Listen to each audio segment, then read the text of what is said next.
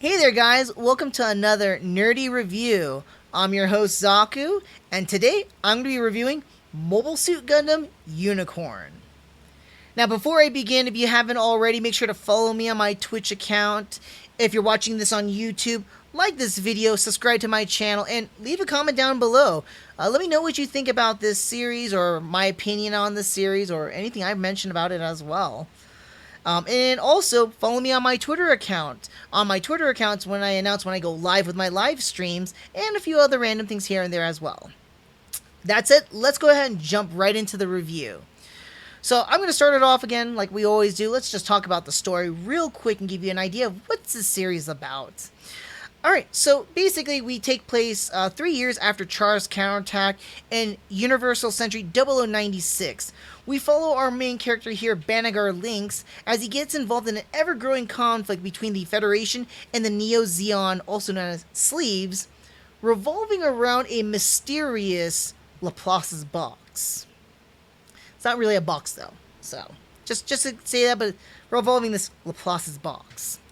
That's just the gist of the series itself. Things I want to talk about and point out to you guys, some little fun factors. So this initially started off as a OVA series, or original animated video series, back in 2009 as a release within the 30th anniversary for the Gundam franchise. I think that it's actually very poignant, especially with certain points I'm going to be bringing up as well. This is actually an adaptation from a novel of the exact same name. So this is not newly created. This is based off already existing work itself. Now, with that said, this movie did spawn a television series. It's called Mobile Suit Gundam Unicorn UC Re 0096. That one's a 22 episode series, but I will not be covering that, unfortunately. Long story short, I just could not get my hands on that. I only have my hands on the actual movies. There are 7 episodes total, ranging from, most of them are 1 hour episodes, with the last one being an hour and a half.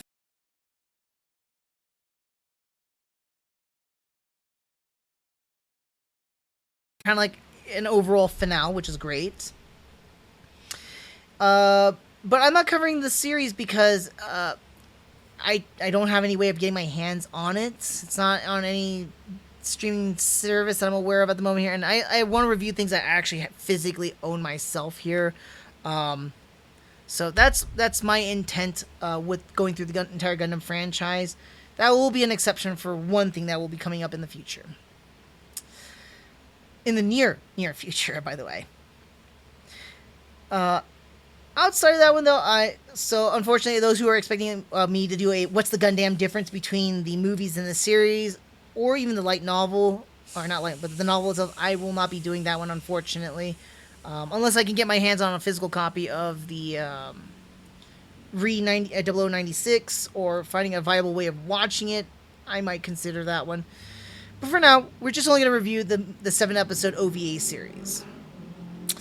So one thing I want to talk about right off the bat, if you're looking at this, well, obviously you're looking at the cover here. That's very much what the animation pretty much looks like. A little bit more contrastier, a little bit more darker, but the animation is superb. For something in 2009, it's just top of the notch animation. Very stylish, very sharp, very dark. I love the colors and contrast. I'm not too sure, but I feel like they utilize like 3D animation for some of the mobile suits, and if that's the case, I really could not tell the difference because the animation between the suits and the characters mesh so well. Did not take me out of place, kind of like if we were to say watch Gundam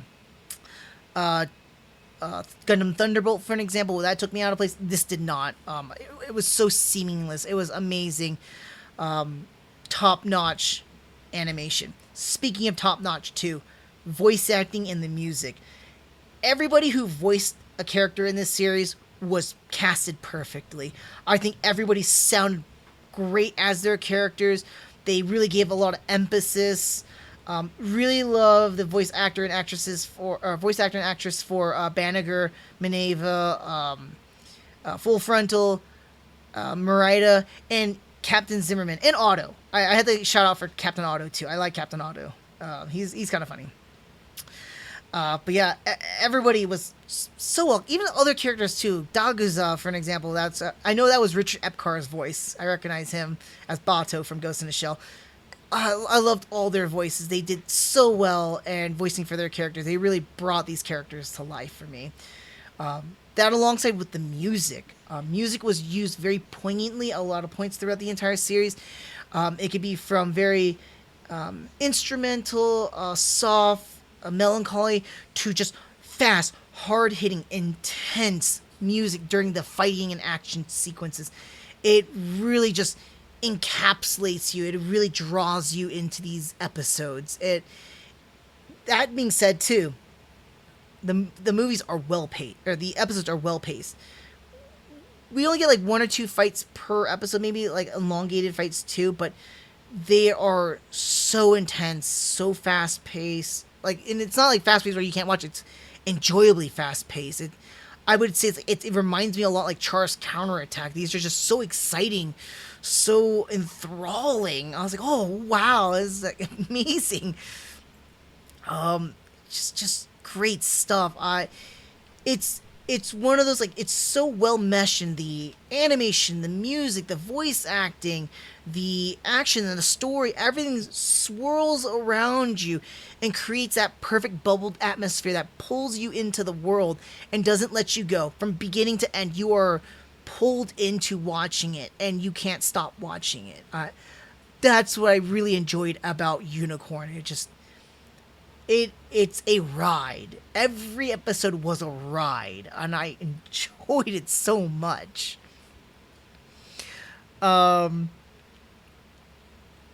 Honestly, there was never truly a dull moment. Even though we get into a lot of scenes where we're just talking or having dialogue, it was never truly dull. People talking about their philosophies, their ideologies, what's going on, trying to negotiate or get through certain situations.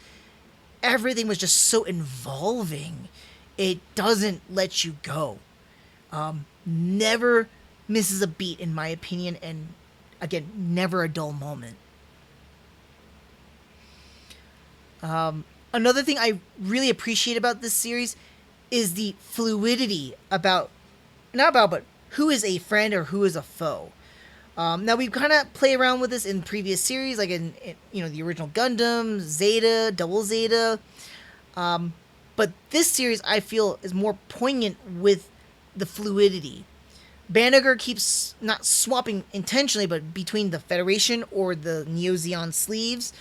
We keep going between them, and we see different aspects about them. We see the positives and the negatives of both sides.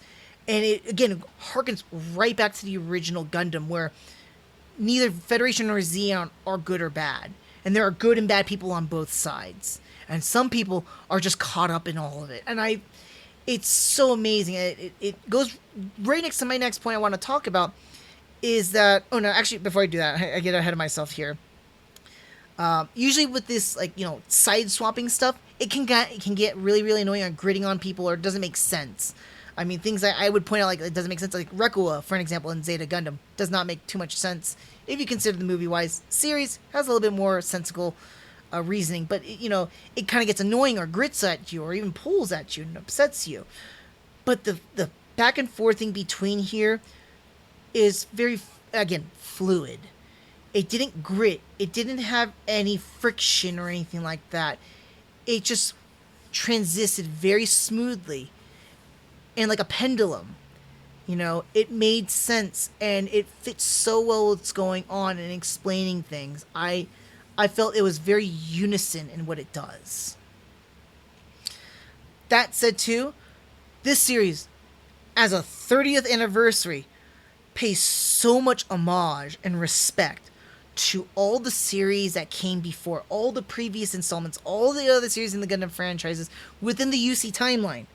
So much respect. We get a lot of cameo appearances or reoccurring characters. Bright Noah, Beltorchica, Kai Shiden, for an example, returning as characters. We get cameos, like, little spoilers, but like Lala, for an example, or we get other characters that reoccur too. I'm gonna try not to spoil too much, but they return as well. We also get like famous ships and suits returning back too. The Nahel Argama is the main flagship that we have in this series, which was from was at the end, or sorry, Double Zeta, at the end of Double Zeta Gundam, reappearing here. The Raw Kylum from Char's Counterattack reappears with Bright Noah at helm, which is amazing. We even get during the fight, if I'm not mistaken, here at Australia's Torrington base in episode 4, I believe, and we get a slew of Xeon suits from the beginning of the series to the most recent reappearing. You even get a lot of ugly Zeta suits reappearing too.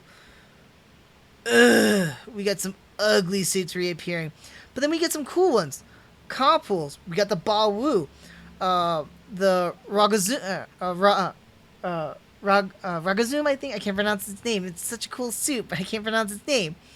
You even get an Ifrit Shiden, and I'll try to show you some of these images what I'm talking about when we get to the suits. But like, it's amazing how they bring in all these other suits. Same thing with Federation at points too. We even get famous moments and quotes.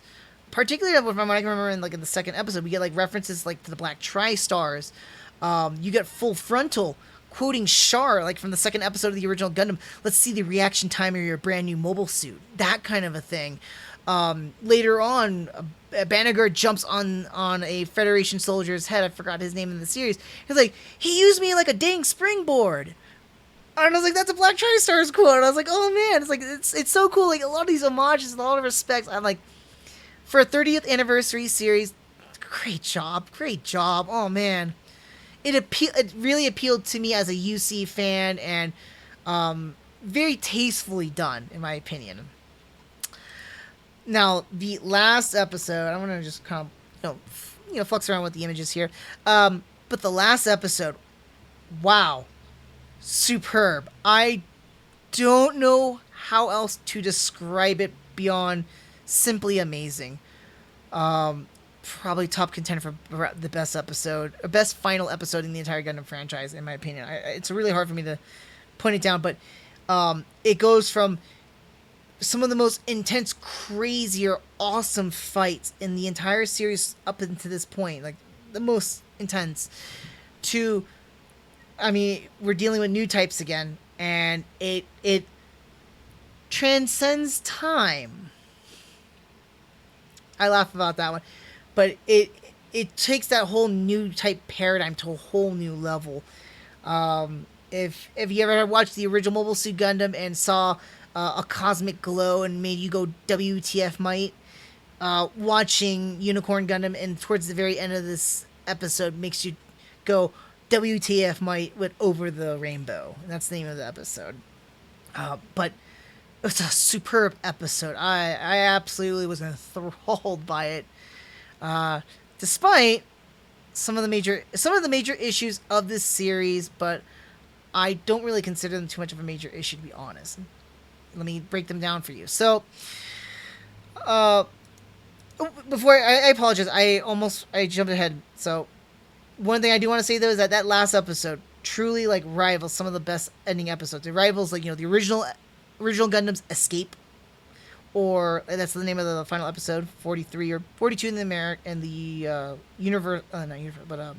international release American, 42 for Escape, or Zeta Gundam's 50th episode, Raiders of the Skies, or Raiders in the Skies. Whew. Over the Rainbow is right there with top contenders for the best final episode.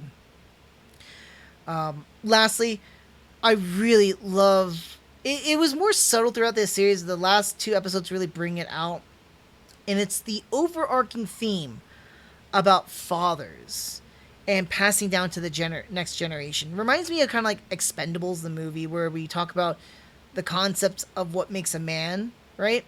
So take that kind of concept, right? Because just to give you an idea in Expendables, you have the tough guy, you have the soft guy, you have the in between guy, you have the villainous guy, you have the heroistic. It's giving you the ideologies about what makes a man, right? So, Unicorn Gundam goes about that, but what makes a father, right? And it's brought about this with many characters, and I think it hits so much more poignantly. It gets me teary eyed. With the whole Captain Zimmerman and Minerva, not Minerva, Miranda, because that was very touching. I really like that. I love how they build it up to that, and there's this overarching like a subplot slash theme with that, but the overarching theme revolving around fathers, and not just fathers wanting to pass down to the next generation. It's the sins of our fathers too. So it's like we're not just talking about positive, we're talking about the negatives too. What our fathers pass down to the next generation as positive, or the sins that they pass on to us as well. We also talk about wanting, not just as fathers, but just wanting to pass down to the next generation. What do we want to give our next generation? Do we want to give them hope? Do we want to give them despair? Do we want to destroy everything, or do we want to build everything from there? I think Unicorn Gundam does such a fantastic job telling these themes through the story itself, but through every individual character. Every character plays such a poignant point towards these themes. It's so powerful. It's so moving.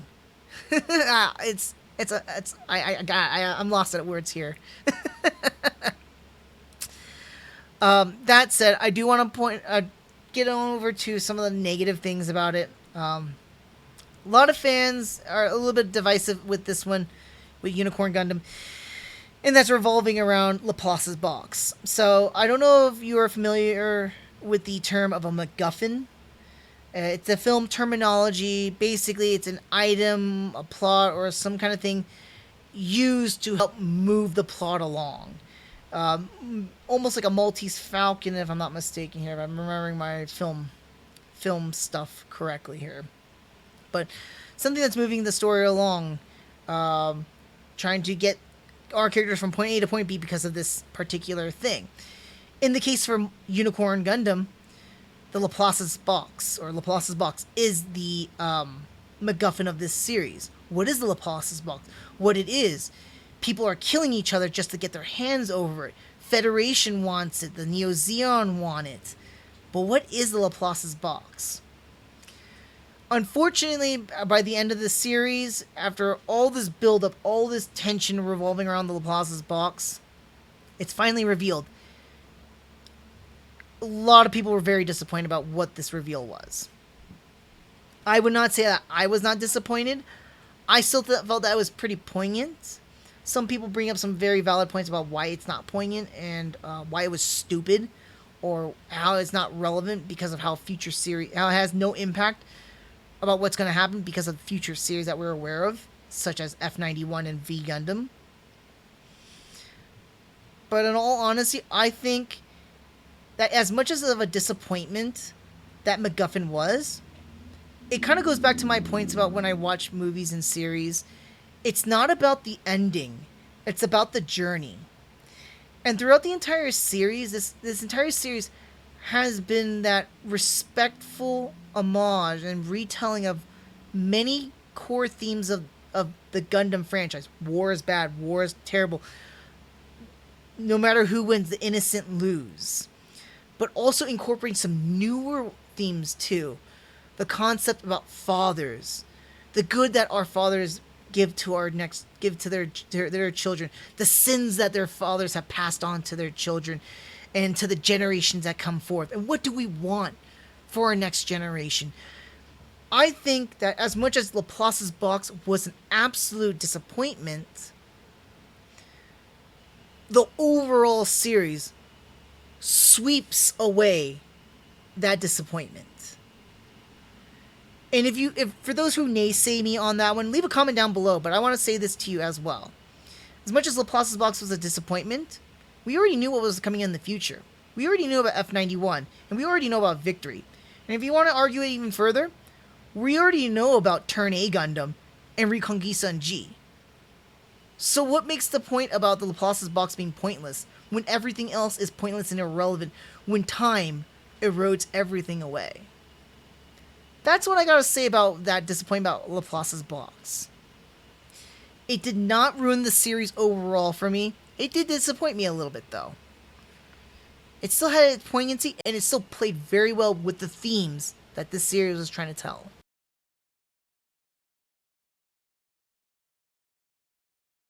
Another thing I didn't like about the series is that it's an issue I see with a lot of newer series that are coming out when they're trying to when they position themselves in between like series that are already establishing something, right?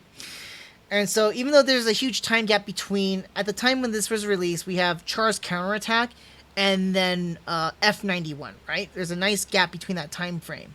And this takes place 3 years after Char's Counterattack, so it's trying to tell us something important. Something that can revolutionize why the war started and stuff like that. I don't like the idea when they try to retell or rechange the purpose of Zeon and stuff like that. We see that with Origin, for an example.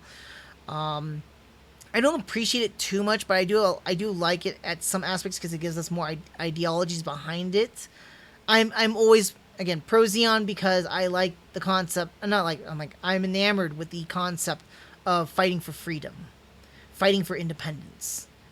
Just like I'm in America, just like our country, we are founded on those principles. That's what I am enamored with when it comes to Zeon. I see Zeon like America, for an example. Minus some bad things that they have done, but then again, there is no true good or bad when it comes to these situations. Anyways, I just didn't like how they were trying to retell it a little bit too. The whole sleeves perspective was kind of like, Full Frontal was like a twisted Char. I was with him to an extent, and then not with him at all. And Angelo was kind of a frustrating character too. Speaking of characters, so Angelo was something I liked about Angelo is that he reminded me of a carbon copy of Garma. Between his eye colors, we're going to see, like, if you're familiar, you might hear about this in the Gundam franchise, Char clones, right? We're starting to also get what I like to call Garma clones. This is one of the first examples that I can think of right now that's a Garma clone. The next time we're going to see a Garma clone is, and I'm mispronouncing his name, Galio or so, Galliando, in Iron Blooded Orphans, and he's going to be another Garma-esque clone. But a Garma clone is basically, if you know anything from the original Mobile Suit Gundam, this is a friend of Char and was eventually killed off, right? But Garma has always been depicted as either between being jealous and see Char as a friendly competition, but enamored as a friend, or is absolutely enamored with him, almost in a you would almost question, like, in a homosexual way. Not saying that it's offensively, but I've seen theories where it's like Char was playing to Garma so much so that it was almost like a homosexual coupling, basically, or like enamorship, just so he can get Garma to trust him more before he betrays him. So I think that there's some theories on that too I've seen before, but that's the idea behind a Garma clone. And Angelo is a perfect example of a Garma clone, but he's incorporating that enamorment, that love for Char, or the Char clone. And Angelo is absolutely enamored and enthralled with Full Frontal, even to the points where it borderlines, and it makes me question, like, was there an actual relationship between them or anything like that? I mean, like, the series doesn't hint towards too much of it, but the way that Angelo goes about it, it makes you question it. And I'm like, there's nothing wrong with that, but it's like was there something more? And that's what makes me kind of question about his characteristics and mannerisms, because he's very emotional and very antagonistic towards, like, Federation characters, and so moved and so active with Full Frontal. By the way, I'm not saying that Full Frontal is Char. I have my theories on that one, but yeah, that was what I want to talk about with Angelo. Not a negative thing or anything. It's just like something I've noticed about him as a character, because I do want to talk about one particular character that I have a problem with, and that's Ensign Riddy. The movies do a great job of giving everybody their appropriate screen time, allowing every character to develop, showcase who they are, what they represent, how they play towards the themes of this entire series. Riddy is a little bit of an enigma here, because he is pertinent because of the family that he comes from. But the problem about Riddy, though, is that some of his actions, I feel like he as a character wasn't fully developed, and it felt like a lot of his things were pushed out. That he was just kind of like there for the sake of being there, just to move along with the plot or whatnot. But it's not so much so as that. And I say that because normally, like this kind of thing you would see a lot in compilation movies, right? And that's because we're taking a series, compiling into like 1.5 to 2 hour movies, right? And of course, we're gonna lose out on character development. This, however, is an OVA movie-esque series based and adapted from a novel. So it's not the same thing. In fact, the director and the writers have more of time to develop and build on their characters how they choose. I just think it's kind of weird that Riddy kind of got the shaft here and was very much. And here's Riddy down here, by the way. He didn't feel like a fully developed character, in my opinion. But most of his actions make sense. The first time I watched this, it didn't really make a whole lot of sense. But on the second watch and reanalyzing the whole situation, what's going on, it makes absolute sense of what he's doing. I'll bet I'm stringing along things here, not without a concrete bridge, but a string. I do like that he's very much like a mirror or a polar opposite to Banagher. He's often hot and angry, very passionate. Whereas Banagher, again, with the same passion, but he's very soft, often pacifistic tendencies that he has, that we do see in the series itself, too. And incorporating a lot of what we see also with a lot of the main Gundam characters, so give or take, right? That being said, I want to move on to our next segment here, and I want to talk about suits. Sorry, it's got some Char's counterattack stuff. Now, this segment of my favorite suit here, basically, like with every Gundam series, they bring in new suits, new designs, new armors, new ships, new stuff, right? Just to, refresh everything that makes Gundam kind of fun. Unicorn Gundam is no different to that. In fact, they bring in a ton of new suits and a ton of old suits too, like I've mentioned. In fact, it's a huge list between here's what we got for Federation and here's what we got for Zeon. I feel like it doubles the number of any series that you would pick out from, right? And it's just like, usually they will have like, right about here, and that's how many new suits, right? This just doubles it up. But I think it's also because we're incorporating a lot of older suits. Most of the older suits are from Zeon or the Neo Zeon side. Like I mentioned, we get suits as old as, I believe we saw some Zaku 2s, if I'm not mistaken here, or at least something from the 1 Year War. I could swear. Oh, yeah, we got a Zaku 2.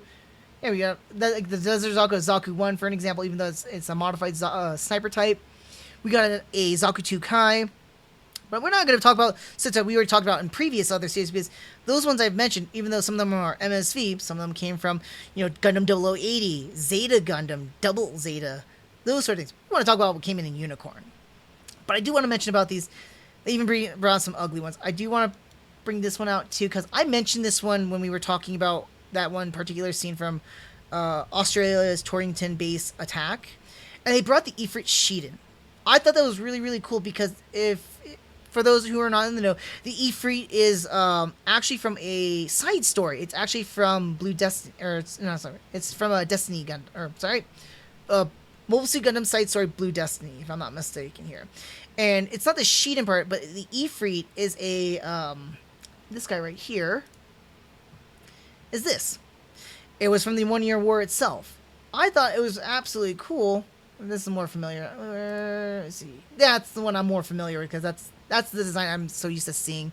But I thought it was really cool that they brought in the Shiden or the Ifrit and made it modern and actually part of canon. So I thought that was really, really cool. I just want to do a little bit of an honorable mention. There's not a whole lot of honorable mentions because there's a lot of suits for me to cover. So I'm going to just go really, really quick here. So as I kind of jumped around here, first and foremost, I want to talk about is the Federation suits. At this point now, we are now getting transformable suits. And if you watch from my Zeta Gundam review, I love transforming mobile suits. I'm surprised I don't do like Transformer reviews and stuff like that. But I love transforming mobile suits. And first one I want to talk about is the Delta Plus. This is actually basically the Hayaku Shiki not upgrade, but the hey Nero, Hayaku Shiki not modified, but like the newer version of it, and it can transform. It's so cool. I love it. I love the design, the simplicity of it. It's got a lot of like jaggeds and ports and whatnot, but it's so kind of cool. It's very almost like an ice figurine or something like that.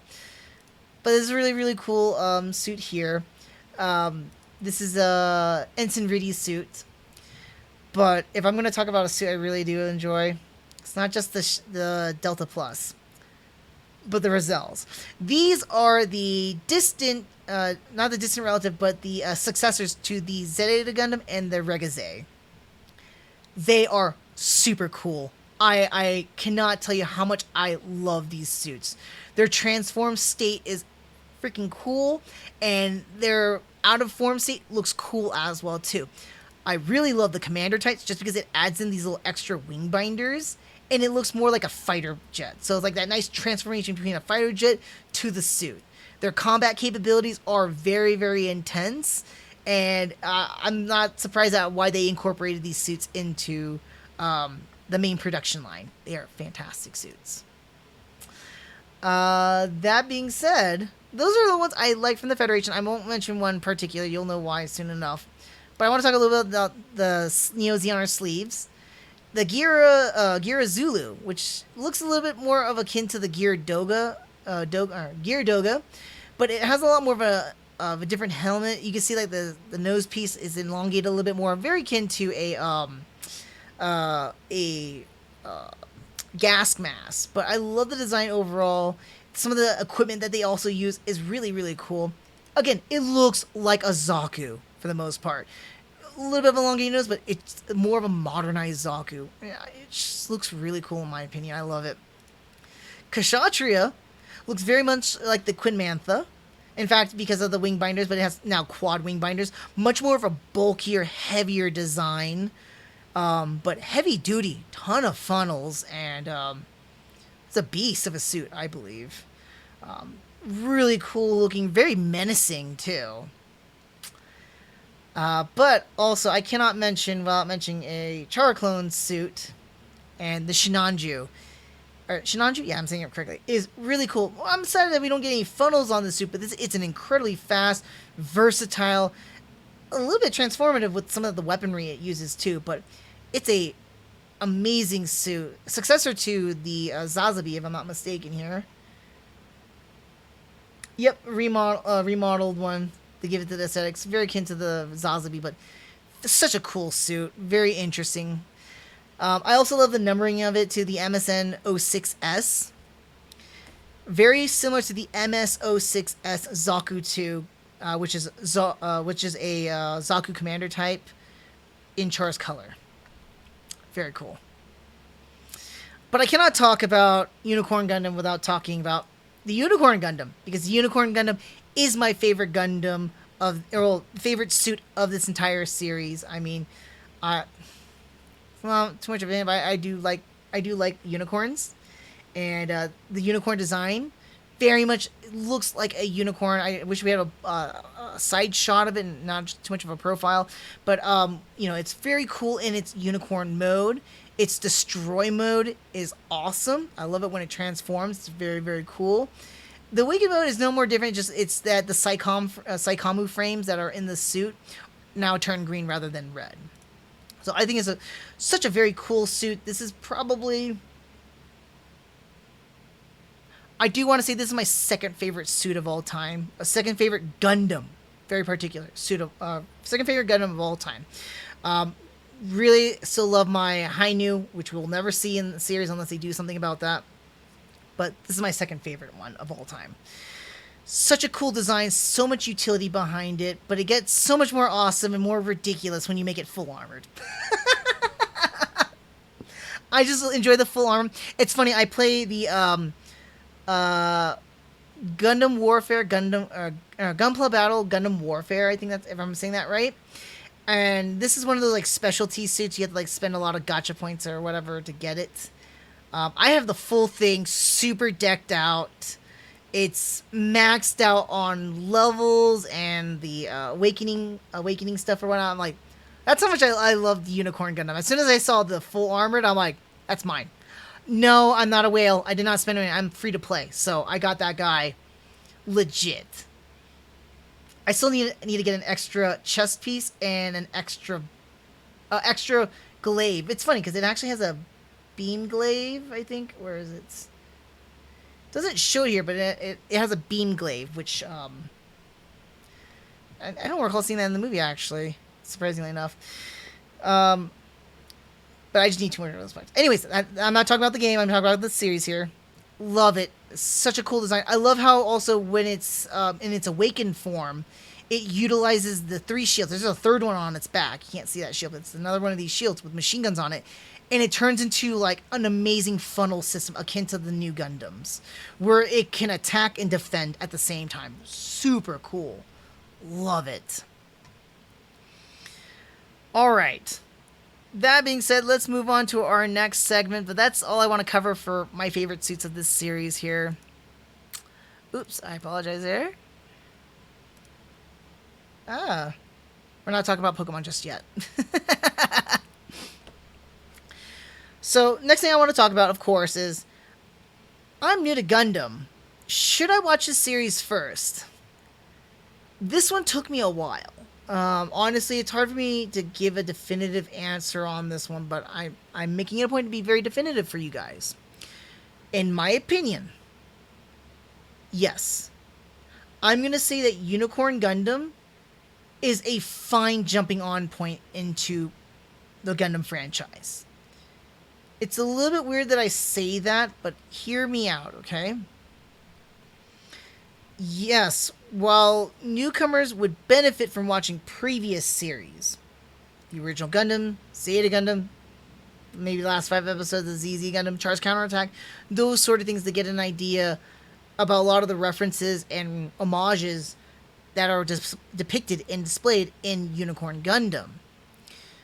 Much of the series really focuses on the MacGuffin of Laplace's box, and the overarching themes of the Gundam franchise, alongside with the themes and philosophies that are presented throughout the entire franchise, and even the newer themes and philosophies presented in this series.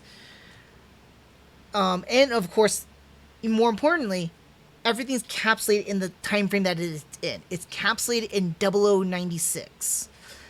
It is not really pertinent to go back to the 1 year war 0079. It's not really pertinent to go back to 0087 about the Grips War.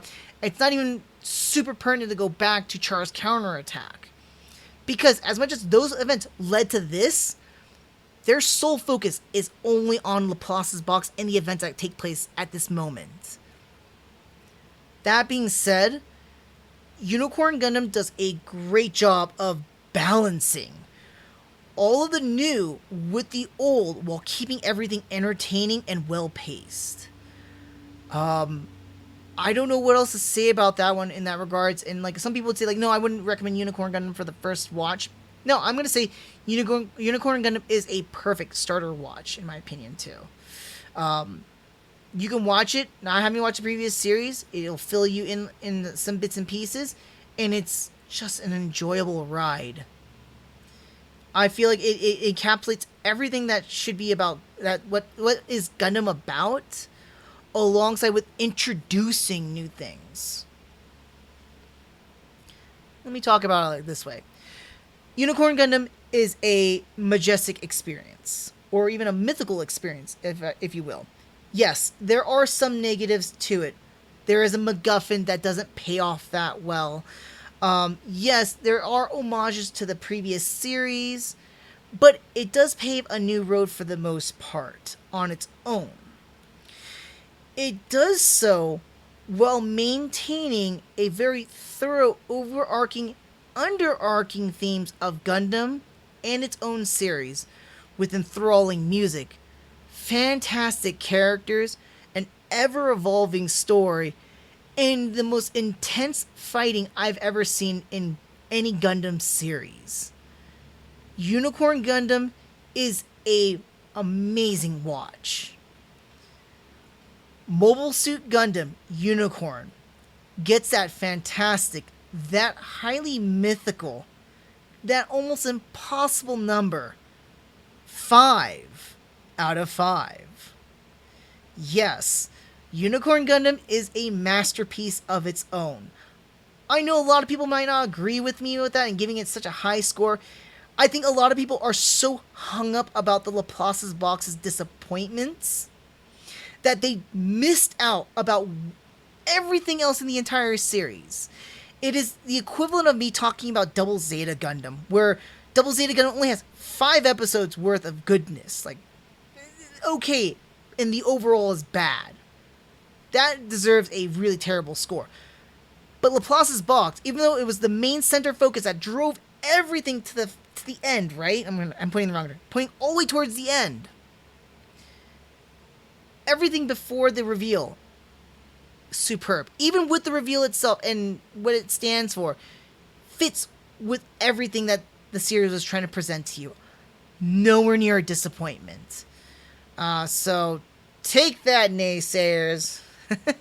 Naysayers with a unicorn. Anyways, though, that's what I have to say about Unicorn Gundam. And if you haven't already, follow me on my Twitch account. If you're watching this on YouTube, like this video, subscribe to my channel, leave a comment down below. Tell me what you think about Unicorn Gundam. Did you like my opinion, or what do you thought about it? Did you think I'm wrong? Did you hate my opinion? Did you hate Unicorn Gundam? What did you think about it? Leave a comment down below. I want to hear from you guys. Also, make sure to follow me on my Twitter account. On my Twitter account, it's when I make announcements of when I go live, any updates, alongside with some random things here and there too. That being said, I do want to thank you guys for watching this episode, and until the next nerdy review, I'll see you guys next time. Take care.